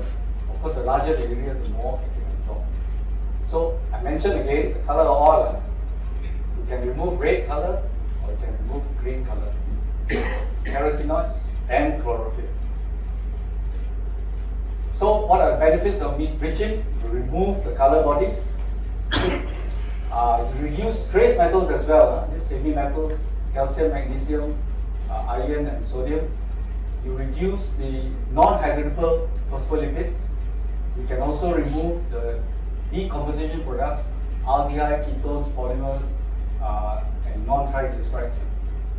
And what are absorbents that are used? Neutral bleaching earth, or clay, which is fuller's earth, or it can be activated processed clay, it can be activated charcoal, or it can be silica. And you can also mix some of that up. Sometimes people use activated clay with bleaching earth as well. Okay, the dry bleaching system. Once it is already washed and vacuum dried, you feed it to the bleacher, and then you add the bleaching earth. So it can be activated or neutral, and then activated clay is usually more effective in removing color bodies and trace metals. Yeah. Okay, this is dry bleaching earth system. What does it comprise of? You would have, let's follow the flow there. All in, heat up with plate heat exchangers, and then it goes into the vacuum at 50 torr, yeah, and you feed in the bleaching earth, and then after that you will filter it in this case leaf filters, and then the spent clay is taken out, then polishing filters to make sure that it doesn't pass on into the oil for the next set. Yep. Okay. And then it is cooled before it goes out. Alright, so then the cyclone to recover any oil that we need. Yeah. Okay. So this is the process of it, and the oil is finally cooled to 40 degrees. The wet system is quite similar. How do you make it wet? What it does is it keeps the bleacher at a higher pressure, 667 bar, so the moisture content is 0.2 to 0.4. Yeah. Now they found that by doing this in some cases, the clay is better, efficiency of the clay is better, and the usage is lower. So otherwise, it's almost the same as a dry bleaching process. So you leave it for contact for 20 to 30 minutes, and then after that, it leaves the vacuum reactor, enters the vacuum dryer, and the moisture is reduced to 0.1%. Yep. So this is the wet bleaching process. I do remember that sometimes you use the wet bleaching process when you're trying to bleach and you're not successful. If you try and do this, it seems to work. All right. Now the vacuum bleacher is just a pressure vessel there, and with what they call it, 3 to 4 baffles inside here. You can see the baffles. Top entering agitator. The axial agitator pushes the oil down. The radial blade pushes it back up. Yeah. So the absorbent, mix it intermediate to get absorbent and the oil get mixing. The baffles that are here prevent vortex formation, and then the mechanical mixer should have pumping capacity about twice in a minute and you pump it around. Okay, so this is the vacuum bleacher. The bleaching clay is back in from the top there, with an airlock, and you also add citric acid or phosphoric acid. Okay, filtration. Because of the continuous nature of most of the plants, the bleacher is normally equipped with two filters. So one in use and one on standby or being cleaned. Yeah. So you can automate it with the cycles, and it is very clear. It is very important that the oil is very clear of the clay and earth, because it will affect your deodorization afterwards. So these are pictures of a few of the filters. This is a plate and frame. This is a vertical leaf filter, and this is a horizontal leaf filter. Yeah. All right. So you have to choose the one that is most appropriate for you. Okay, physical refining. Now I've taken the picture from the right side from AOCS library. Yeah, and physical refining helps to lower the phospholipids level to a lower level. The bleaching removes remaining phospholipids, trace metals, and decomposition products. And FFA monoglyceride decomposition is removed. So there is the degumming process, there is the bleaching process, and finally both the deacidification and deodorization takes place in this final process. Yeah. So sometimes, if you look at literature, sometimes they just use the word deodorization, and actually they mean both deodorization and deacidification. Yeah. So when you look at that, just look out for that. So this is deodorization is usually the very last stage of edible oils processing. And here you remove the odors and the flavors, yeah, so that the product is blank. It means no taste at all, no smell at all. And this takes place under vacuum at a pressure of about 1 to 8 millibar. So what happens in it? First thing is you dry the oil, you remove whatever oxygen there is and moisture. Then you heat it up to 240 to 260 degrees. Then steam is added, and you blow steam through the oil under vacuum at 260 to remove the odors, yeah, making use of the principle of partial pressures. Then citric acid is added at the final stage as a chelating agent for trace metals. Yeah. Okay. And then finally cooling to room temperature for storage. I always remember citric acid because when I was running the physical refinement, always add citric acid at the end. If you forget to do that, you could be in trouble. Yeah. Okay. So that's a very important step. Okay. What's the function? It can reduce the free fatty acid level, 0.05, 0.03. Forum standard score for 0.02. Yeah. Remove all the smell compounds, which are aldehyde, ketones, hydrocarbons, lactones, alcohol. Yeah. Reduces the PV to 0. Any trace metals that is left, that's why you use the citric acid as a chelating agent. Yeah. So it is a very essential step and not substitute for bleaching up step. So that's why it's always emphasized to me the addition of citric acid at the end is very important. Sometimes you can increase the polymers, constituted dyes, or other decomposition products. Yeah, this is because of the high temperature, and there can be also a very small but detectable increase in trans fatty acid content, depending on type of oil and deodorization temperature. You remember earlier today, Prof. Chan talked about trans fatty acid in partial hydrogenation, but it can also form trans fatty acid when you deodorize at high temperature. You have a chart there. Okay, this. Yep. So here you see, this is a transformation in 20 minutes at 260 degrees. And then here is a 18.1, 18.2, 18.3. And you can see canola, soya, sun, corn, cotton, and palm. So the longer the purple bars and also the unsaturation basically, the longer it is, the more trans fatty acid is formed. Yeah. So this is one place that trans fatty acid is formed. So you would also think that if you're frying your oils at very high temperature, you could be forming trans fatty acid as well. Yeah. Okay. So this is one place that trans fatty acid can form. So we got to take note of that. So the people who did the, what they call it, deacidification deodorization came out with a very novel design of a dual temperature deodorizer. So basically what they said is we'll have a short contact time section at 260 degrees, deacidification, and then after that the bottom part here is the deodorization for a longer time at a lower temperature. Yeah. So that's what they want. One thing I think I didn't mention here, but I think tomorrow will be covered for palm oil, is that the red color, the keratin, is actually decomposed so that you don't get the red color anymore. Yeah. Okay, the quality of deodorized oil should be good. Organoleptic acceptability. That means odorless, clean, and light in color.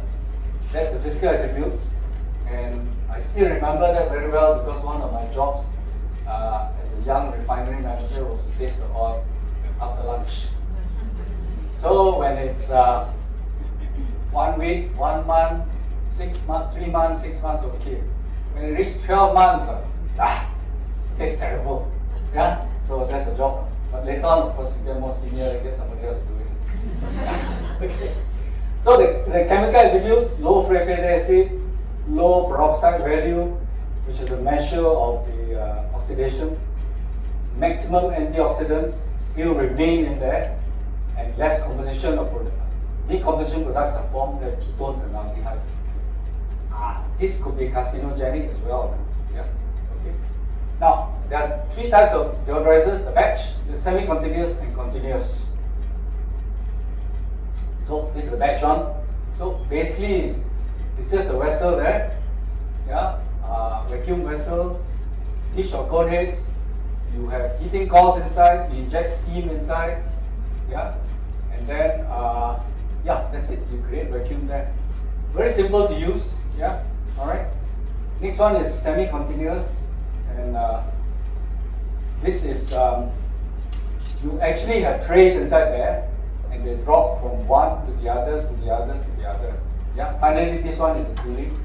This one is the heating of it as well. Yeah. And then here you remove the fatty acid, and this is of course the PFAD.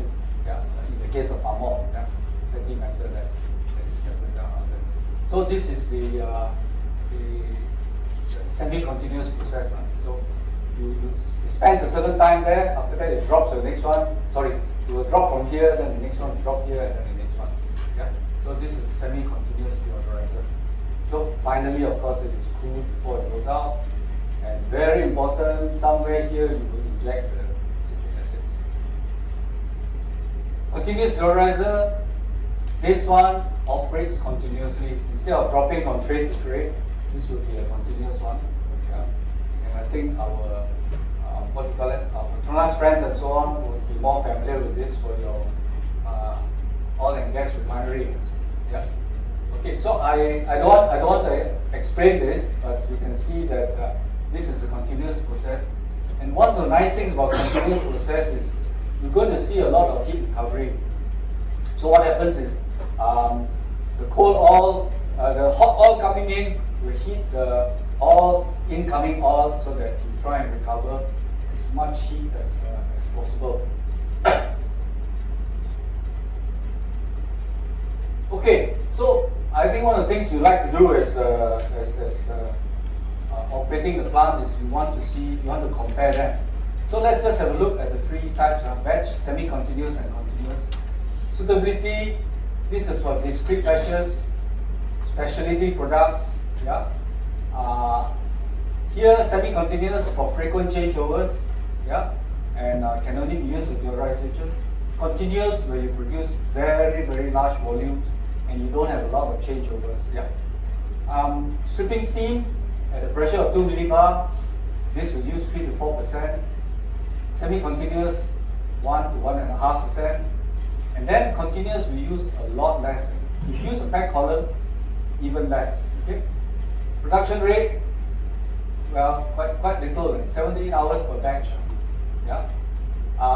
4 to 6 times that of the batch deodorizer for the semi-continuous, and 5 to 8 times more than the batch deodorizer. Energy recovery, usually none unless you use an economizer. Quite high, up to 65%, and in continuous one, very high, could be as high as 90%. Yeah. So the cost, this is very high. This is 30 to 40%, and this one is 10 to 20%. Yeah. So what I'm showing you here are probably the older ones, but they're still being used. Yeah. And so, sorry. What's in it? Okay. So one of the things I'm showing you is this the types of deodorization physical refining that can be going on. Yeah. And you're going to have various sizes of plants, yeah, depending on what your need is. Okay, other considerations, all contaminants. There are actually a lot of contaminants that could be present in our oil. Yeah. So if you look at it, you'll get worried. And you start wondering, if I don't refine my oil, how? But can refining remove these contaminants? Most of it, yes. Yeah, but not all of it. So let's have a look at it. Yeah. Phthalates, plasticizers in plastics. Yeah. You know that your plastics have got what do you call it? Plasticizers in them. And when they leach out and so on, they find their way into oil. Not so easy to remove. And then there's PCB. You remember PCB or not? Your electrical equipment. Use it as a cooling oil. Yeah. So how does it end up in our food now? What happens is that it goes in the rivers and goes in the sea, and then the fish take it. So it's present in fish oil. So PCB has been banned. But if PCB is present and you refine it with carbon, you remove the PCB. Okay. Dioxins, when you have fires and smoke, you will have dioxins. pH, copra. You know the coconut, copra, you used to dry it in the sun, that's one way. Sometimes they dry it in smoke houses. When you do that, you get the pH. Okay? But that can be removed by refining. There's also pesticides that you use. Yeah. Mycotoxins in peanuts. Remember the alpha toxin in peanuts? You can refine it and then it will be removed. Trans isomers, I've covered that. Tomorrow we will have this covered. Yeah. Okay. And mineral oil also tomorrow. Yeah. So we hear more about that tomorrow. I will cover that. So most of the contaminants can be removed by refining. But the question we should always ask is, why should it be there in the first place, and we should avoid it rather than remove it? Yeah? Otherwise the people will think, oh, the refiners are Superman. Everything they can remove. Yeah? But I'm sure the refiners here will tell us, rubbish in, rubbish out, right? Okay. Alright, some EHS considerations. Spend bleaching earth, avoid contact with air to avoid the risk of spontaneous combustion and high IV loss. Yeah? We may not experience so much here with our palm oil, but I still remember my first experience refining sunflower. After that, we didn't do anything with the bleaching earth, it just caught fire. Yeah? Spontaneous combustion of the bleaching earth that was used for sunflower. We dropped the bleaching earth down and left it there. The fire started by itself. It was warm, fire just started. And you know, the bomba come and all that big event, I remember it, of course. Yeah, okay. And that is also what Prof. Chan said about the polyunsaturated oils. Easy to combust. After filtering also, you're not careful, it combusts. So after that, I experienced, after we finish, we pour water in. Yeah, where economically viable, use physical refining instead of chemical refining. Two things: you reduce water consumption. The other thing is you don't form the soap stock, because the soap stock you have to recover using sulfuric acid, and then you get acid oil. Yeah, so it's better if you can to use physical refining. Recover and reuse the condensate from heating process. I know at least one refinery is doing this because yeah, he won the ICAMI Palm Oil Award for saving energy. Yeah. Okay. And then identify opportunity for integration. As I point out to you, the continuous one has plenty of opportunity for integration. Connect the nitrogen supply to the deodorizer so that oxygen can be reduced in the event of fire. Yeah. All right. So this is quite useful and important. But bear in mind that once you have nitrogen supplied to a vessel, when you enter the vessel, make sure that that line is disconnected and there's oxygen inside. Yeah, that's the downside of it. Okay. And this may be more so for a packed column because you can have spontaneous combustion. Yeah. Okay. I also had a bad experience. This is not with refinery, but with fatty acid distillation plant. Yeah. We cool it down. We're quite happy with it. Then the guys didn't close back the manholes. In the night, it caught fire. Not a very nice experience. Okay. So all this cold, but you see the problem is the probes are on the surface of the vessel.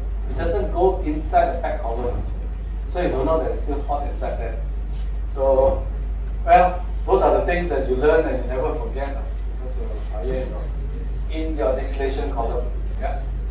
Okay. Is there any more after this? All right, just to conclude, refining is very, very important. You remove unwanted minor components and you want to cause the least damage in the process. You want to minimize your refining loss and minimize the loss of desirable components. Yeah, because in the oil, and tomorrow you might learn about the palm oil especially, it has a lot of minor components. Now, this one will be a message from the refiners to the supplier of raw oils. Yeah, it's dependent on good quality seeds. You must take the appropriate refining steps, and if you use physical refining, you will minimize pollution and also get high quality fatty acids. But unfortunately, not all oils can be physically refined. Where you can, then you should physically refine it. Okay, I think that's the conclusion. That's the end of it. Okay, thank you, Qua. Any questions for Qua? Any question? Oh, many. Okay, the lady in front first. In the deducting process, you mentioned that the removal of non-hydratable phosphatides is through you add your chemical, then you will convert it into the hydratable phosphatide. So is there any chemical reactions going on in this process? I think there will be, but most of it is absorbed by the leaching after that. Yeah, it's basically hydrolysis. Yeah, you cut down one of the fatty acid, then it become di or mono, then it's easier to go with the water phase. And thank you.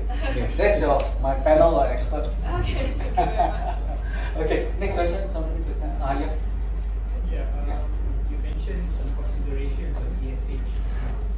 How much impact do you think that can make to current refinery processes, given certain targets that we are planning for 2030, 2050, in terms of water reduction, net carbon, net zero, and so on?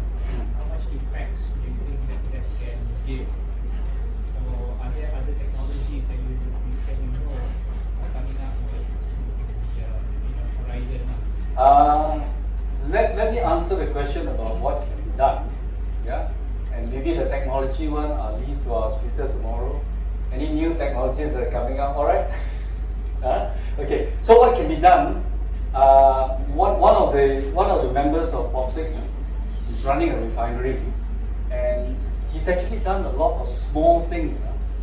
in his refinery and recovered a lot of energy, yeah, from that. And one of the things that he won the ICABI award for was for a little spiral heat exchanger. This size only, no? Spiral heat exchanger, this size. All he did was put it on top of the tank, because all the tanks where the steam condensate goes in, you see a lot of steam coming out. He just put it on top there and recovered the steam. And he saved a few hundred thousand ringgit a year just by doing that, because he used it to generate hot water for his fractionation plant. And since this was on his own initiative, and what I'm very happy about is, okay, he win awards, but win awards he has to share. And he's been sharing everywhere. So I'm sure you heard of it already and you know about it. So there are a lot of things that we as engineers can do in our factory to improve it. Yeah. Okay. And at the same time, of course, we look for new ways of doing things and so on. Yeah. Which I think we can look at that. And also technology, which I leave for tomorrow. Do you think there's enough motivation for the local universities to actually start working on this kind of solutions? I pass to the expert. No answer. Some pass. Prof? Well, I think definitely, I think the interest is there. But I think one thing is that industry also will need to engage the university more, and also share with us the problems that the industry is facing. I think one of the problems that I see in terms of this industry and university collaboration is that if these two parties don't talk to each other, we are not going to know what exactly the problems that the universities, the industry is facing, right? And of course, in academic, a lot of times, we are working on problems that may not exist yet in the industry, but those are the grand challenges and stuff like that. Has yet to be a solution yet. Yeah. So I think definitely, I think that could be, there'll be interest to solve problems, and especially when there's funding given to the university. Yeah, I think that part is a very important part.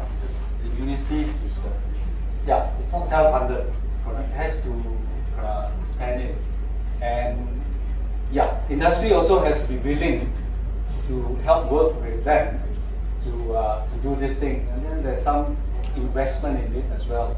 So I think that part is quite important. And also I think you realize that while we have high hopes on universities, you must also realize that not everything will also succeed. You have to allow Research, there's no allow for that sort of thing to happen.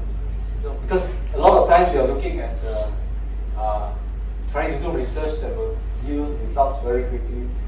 They call the low-hanging fruits and so on. Yeah, but sometimes all the low-hanging fruits are gone. By the way, I heard the story about low-hanging fruits. Yeah, anyone you heard of it before? The low-hanging fruits are very sour. It's the one on top that is sweet. Okay. All right. So part 2 tomorrow. Your answer will come for the technology providers. Yeah. Okay. Okay. Any more questions? Questions? Yes. Acid washing, I think I've heard some phosphoric acid and also citric acid. Yeah. Are there other acids that we can use for washing? Not in my experience, but that's old already. Any expert who can help me with that, other than phosphoric and citric acid or washing? I think so far that these are the best acid in terms of most economical way of doing that. I think you can use others like even EDTA, panic acid, and other food grade acid, but normally those are more expensive. So the cheapest one, I think, probably is the phosphoric, right?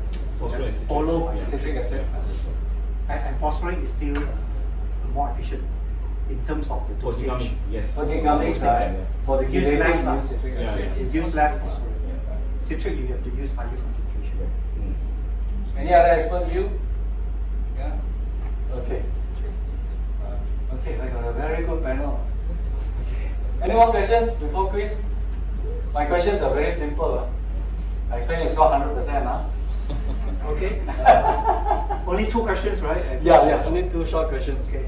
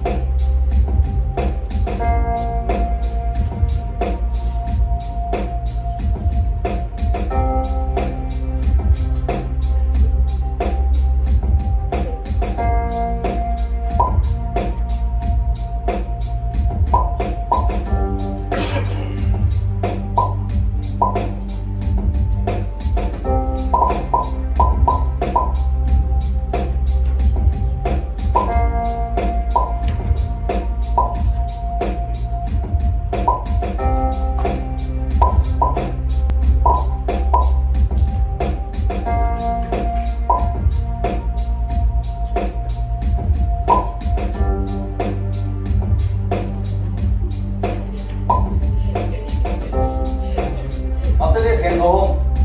Huh? Now we got prize presentation first. Oh, yeah.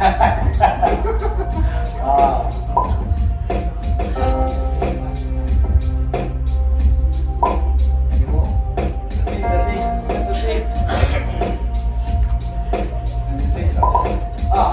Coming.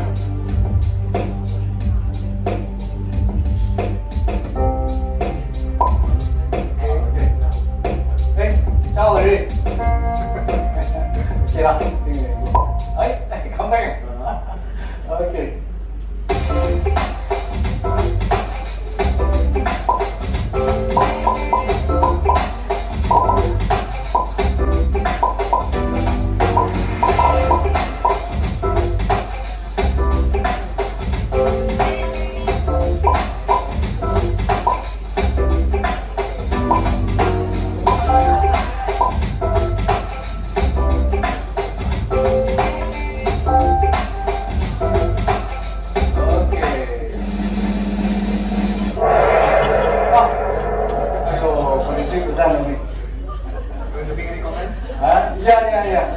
Okay, so this question is partly a trick question, but partly to emphasize that the size of plants have been growing bigger and bigger and bigger, and this is not the end of it. It will still grow bigger and bigger. But I do emphasize the fact that these are for commodity oils. Yes. So those that I showed to you about the batch processes and so on, they're still there because not everybody is selling commodity oils. Somebody has to receive it at the end and turn it into the products they want and so on. But what is important is it's becoming bigger and bigger. Even as I put this figure out, you'll find somebody has a plant that's bigger than this. But what it means is that for this bigger and big plants, is that you're going to see efficiencies coming up. And as you ask anything in the savings, I think the energy savings will be coming in. The yields might be going up, that sort of thing. So that's one of the things that could help in efficiencies as the size of the plants go bigger and bigger. Especially when you're operating a single stream and so on. As you change and then it becomes a bit more problem. So that's the answer there. But I'm only getting 43%. Let's see, 13%. 8. What's the 8? 8 is at 150. Right? Yeah. That's a bit small, I would say, for commodity oils. Okay, next and the last question. That's the last question. Easy quiz. I was hoping to get 90%, I still don't get it. Yeah. Okay.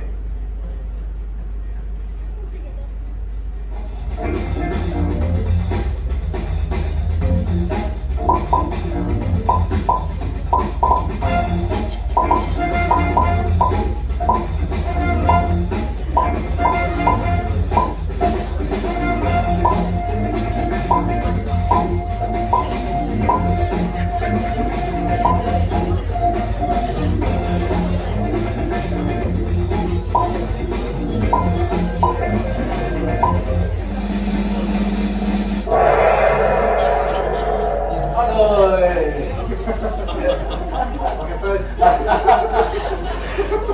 again, it's meant to be a trick question. Receipt. No, like cannot lie. Again, it's meant to be a trick question because one of the things that we have been educated in is to see anything that's light in color is good. Yeah. So if you go very far back, I like to look at the history of oils. So if you look back at 1911, when Procter & Gamble launched the Chris Crow brand, it was actually made from cottonseed oil. And cottonseed oil was dark green in color, terrible smell, nobody likes it. So what they're able to do is that they hydrogenated it, they bleached it, they deodorized it, and it was a very light, white shortening. So everybody was happy with it. But what happened in the end? There's trans fatty acid inside it. So black color doesn't necessarily show that it's healthy oil. Yeah? Okay. So, but we are under the impression that the light color oil is a good oil. So all of us expect that. So one of the issues we also have with palm oil is that we want it to be very light in color. So we do all we can to make it as light as possible. And there are issues, and those of you in industry know that's coming up as a result of that. Yeah? So maybe that'll be addressed tomorrow. So this is in a way a trick question that not necessarily the lightest looking oil is the best oil or the most nutritious. Yeah? In fact, some of the oils that retain the color could retain some of the minor healthy components inside there. Yeah.